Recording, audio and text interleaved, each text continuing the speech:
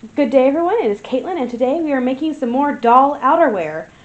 We have fur accessories such as a muff and a tippet, and we're also making a knitted shawl.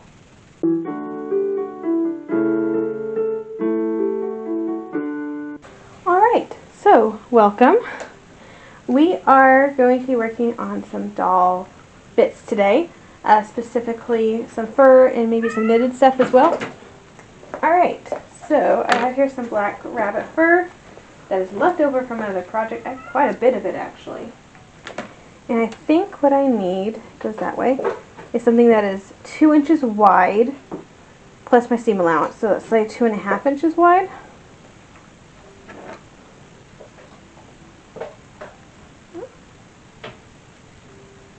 Inches wide.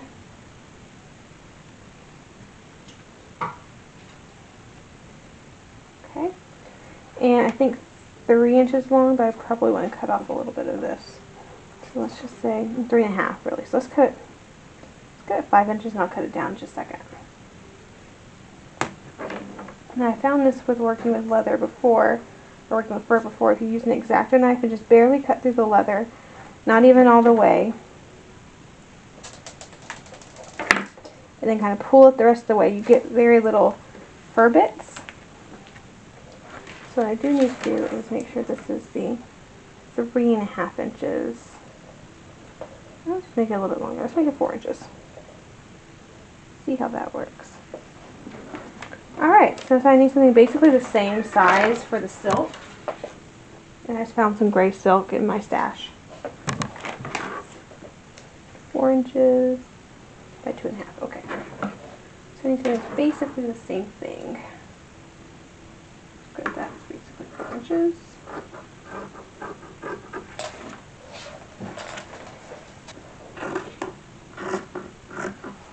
Alright.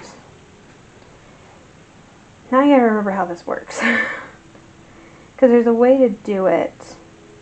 What it's basically going to do is it's going to fold over. It could be a larger muff.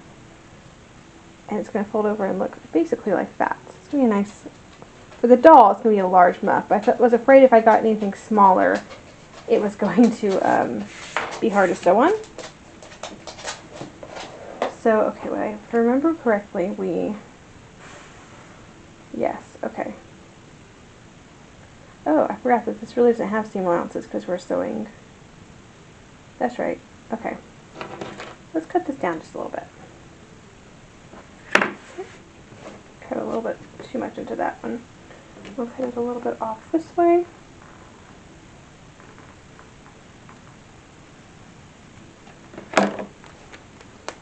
Alrighty.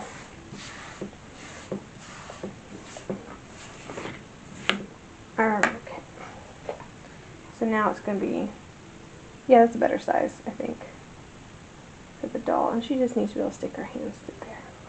I'm going to double my thread over just because leather can be a little bit tough on thread. I'm just going to make sure to wear my thimble. Okay. So we're going to get this in here. I did have a little bit of a tiny seam allowance on the silk, so I'm going to sew it as if there was a seam allowance on the silk. And I could do this up by machine as well. In fact, my machine is out. Oh well, we started doing this, and it's a tiny little project. We'll just do it by hand. And you see the fur trying to come out, you just kind of stick it back in. We're going to see if this works. It's been a really long time since I made a muff. Okay, it's probably been like a year, maybe a year and a half, but it feels like it's been a while. Alright, let's find out if this works or if I just wasted time.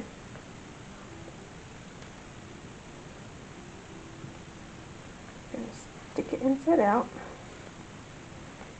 Yeah, okay.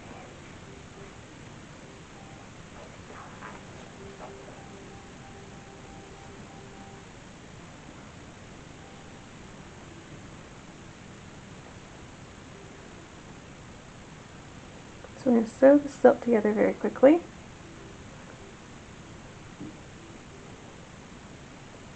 Pin over will probably be helpful here. Oop, that went through some leather. I felt it. Try not to get through any of the leather, just through the silk.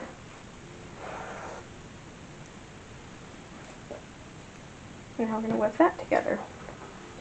Okay, that didn't work perfectly. I should have done the linings now raw on the inside, but it'll function and for a doll it's fine. I'd redo it if it was for a human. It's a pretty easy project though. I mean, what, it took 15 minutes? The nice thing about filming all my projects is that I have a little timer that tells me how long things take. And I film them without stopping. Really, it was probably more like 10 minutes because I had to go chase the cats down a couple times. Leo's not wanting to play nice today. That is not ideal. There are much better ways of doing that. You know what?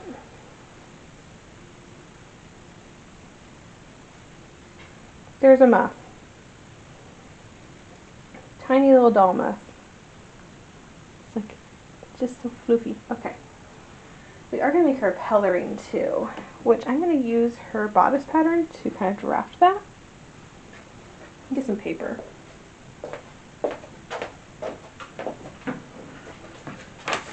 Let's put this here. This is the center front. I usually like to put up a little bit more.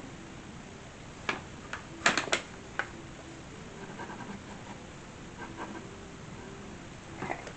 And that's with 1/4 inch seam allowance. I do need to take off, round that out a little bit more. Okay. Let's see what this does.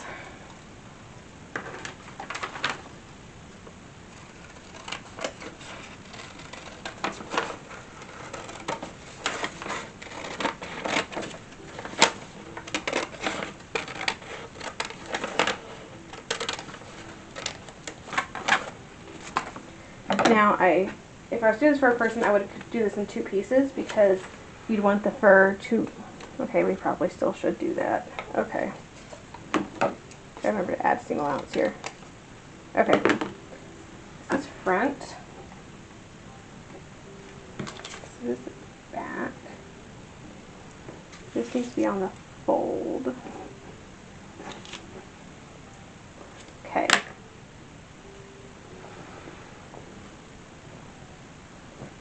I'm trying to remember back whenever I made mine. And that's going down.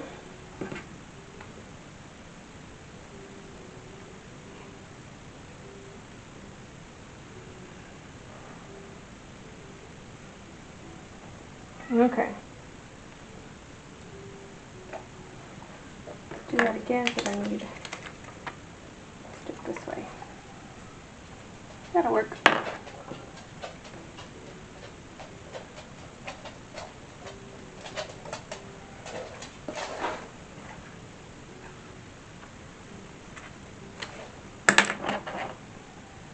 I'm thinking maybe not even lining this because it's just a doll outfit. So I have 2 fronts. I have 2 fronts. I need it back now. So instead of doing it on the fold, that's usually easier when it's fur. Okay. It's hard to see this dark pin on dark fur. Go. Alrighty. There's the back of the pelerine. And it's going to be super simple too because we're not going to do closures for this. Okay. This is going to go here. And we're just going to whip the very edges together.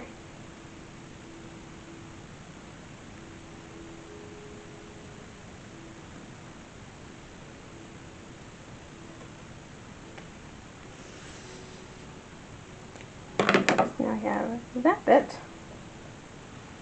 The nice thing about fur is that it doesn't ravel, so it doesn't need to be hemmed anywhere. It's just good the way it is. So if I were to line this with silk, what I would do, if you're interested in that, is I would cut a piece that is the pattern, and instead of doing it with no seam allowances, I would cut it with seam allowances. I would go to my iron, I would iron those seam allowances in, and therefore by which creating a piece of silk that's exactly this size, and I'd go around and whip the edges of the silk to the edges of the leather, and then that would give me a lined piece. I just don't particularly find that as needed right now. We're going to knit her a shawl too. But look at that. That's a pelerine shape. A little bit of a wider neckline than I meant it to be, but I guess that's fine. Kind of see. Just to see.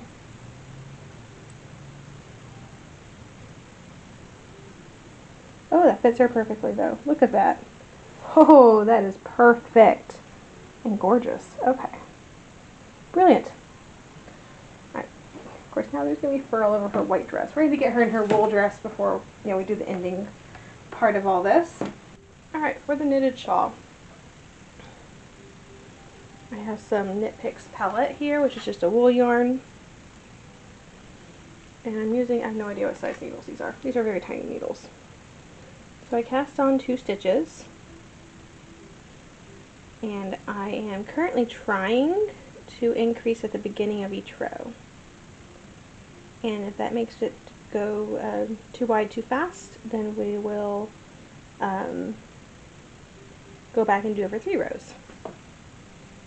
In fact, I don't think that's going to be the issue. If anything else is going to be the opposite. That looks about right though. So increase at the beginning of each row, so in every 1 stitch do 2 stitches.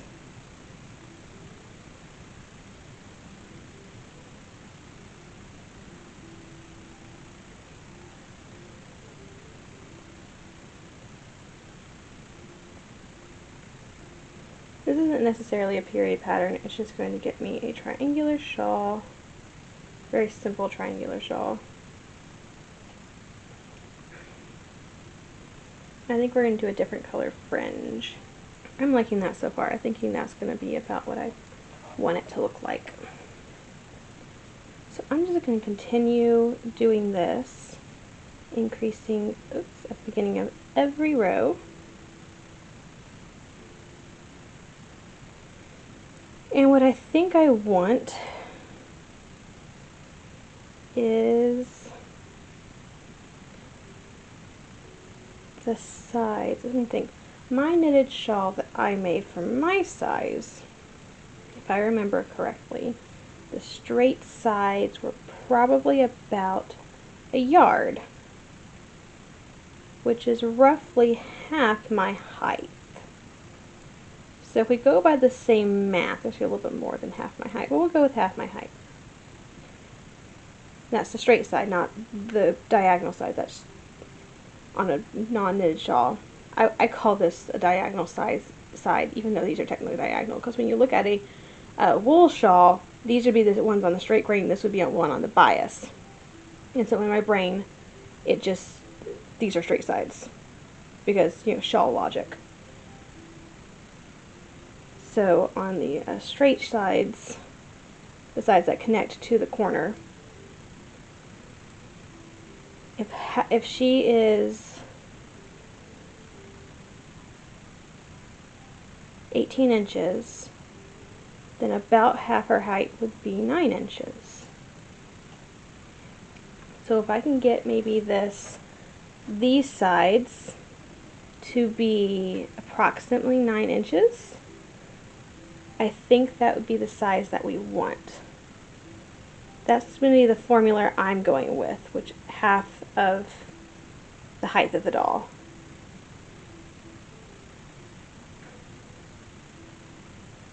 Now if we were to make, and that would be, I would think, on the smaller end, because when you think of like a square shawl, those are 60 inches, typically 60 inches on either side, and I'm a little over 5 foot, so that would basically be my entire height. But I think that's a bit excessive for a knitted shawl.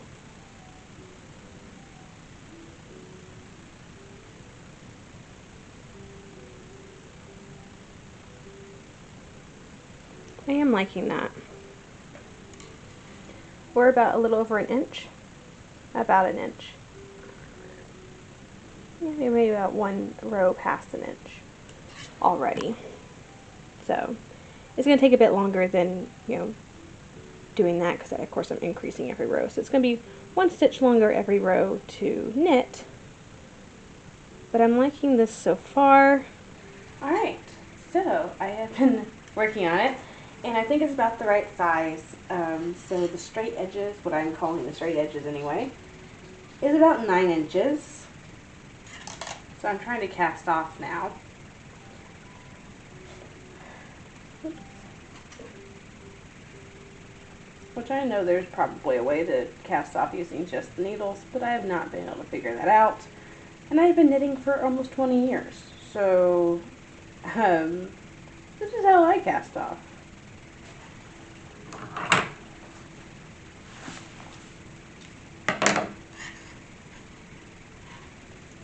I'm going to need to weave in these ends. I should have a nice size needle here somewhere. There it is.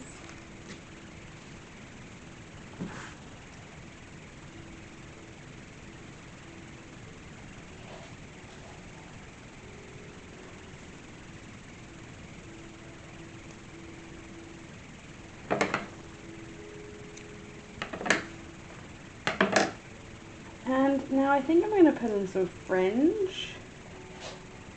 So there's 2 ways I could have gone about this. One was to actually, knit some fringe. There's plenty of patterns in the Workwoman's Guide, or at least there's plenty of fringe patterns. There's one that's specifically labeled shawl fringe. But I know from experience that I have a hard time getting that accomplished, because I still have shawl fringe from 2 years ago for an actual shawl that I have not quite finished. So we're not going to attempt that. So we're just going to take some yarn and make some fringe. As soon as I find the ends.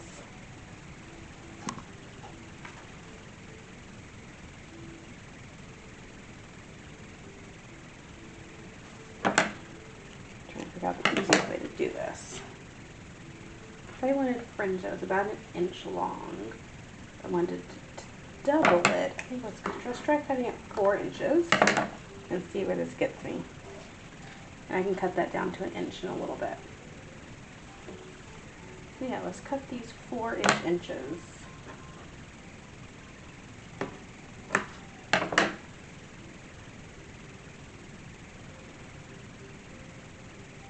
This may take a little bit. So I got it all fringed. I just need to level it all up, I guess, and make it all nice and even. So I probably should kind of comb it out a little bit, but this will be fine. Okay. Even put this at the inch mark. I think, yeah, 1.5 inches.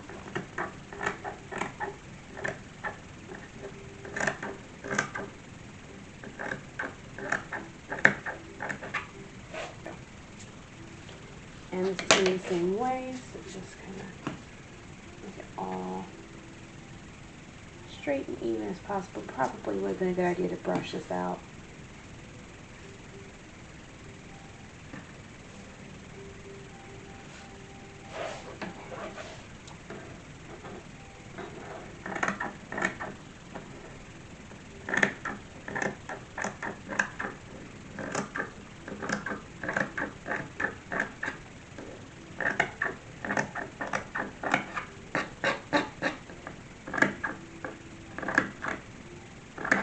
Okay,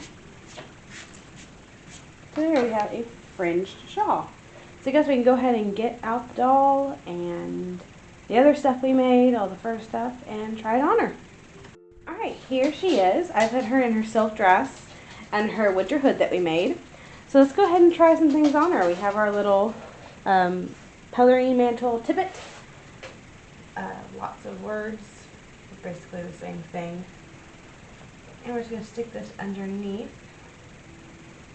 And it's basically like a collar. Oh, nice little fur collar. And there she is. Like, look at that. This could come over and just... There we go. Nice little fur collar on her. Let's move her. I like how it goes down to the waist. I think that looks very nice in the back. It doesn't necessarily have to, but I like the look of that. She looks very nice and warm right there. And I think next, her wool shawl, her knitted wool shawl. That's about how my knitted shawl fits me. So I'm quite happy with that. It could have been maybe a little bit longer, but to be quite fair, that's about how my knitted shawl fits. So, yeah, that's perfect. Very nice. And of course, her little tiny muff. I'm going to stick her hands there. I don't know if they're going to stay or not. I'm not sure how to make this stay. Here, we'll do it this way. We'll have her just hold it. Right there. There we go. So now, she has a good bit of winter accessories now. I don't say she has more than me, but maybe for the 50s? No, I have a jacket and she doesn't. Well, maybe next time. Because this will be our last thing of outerwear. I think next time we're going to make her a basque and a skirt. Just something pretty simple and, but another change of clothes basically. So, those are our doll outerwear bits. Move that back over for her.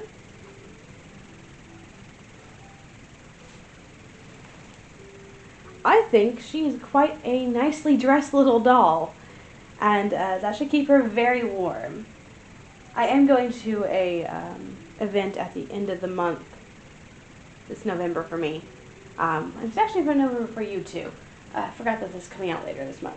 But I'm going to do an event, and there will probably be children there. It's an 1850s event, so I'll probably bring Elizabeth out and let the kids play with her. I mean, that'd be fun. It's a Christmas event, so I might actually wrap her up, or at least have packaging nearby where it looks like we unwrapped her, and having the kids play with her, and fun little Christmas stuff. I think that'd be a really cute addition to the party. But that should be a lot of fun. She might actually get used later this month, which will be great. Which means I probably need to get the basque and petticoat or basque and skirts done pretty quickly, so that we'll have all of her changes of clothing. But anyway, that is Elizabeth's outerwear. I hope you enjoy making our outerwear. I certainly had a lot of fun. It was really great to use some scraps that I didn't have any other use for, like this tiny little bit of yarn. Like, I almost used everything that I had, but I didn't have very much to really do a project, so it was nice to be able to use that. The fur was all scraps. And that's the nice thing about doll clothes. It's just, you get to use your scraps. You get to use things that, I held on to because I felt bad throwing it out, but it really wasn't useful for anything. It's useful for doll clothes, which is fantastic. Anyway, I hope you enjoyed that. If you did, please like and subscribe to the channel. As always, have a fantastic week, and I'll see you back here on Monday.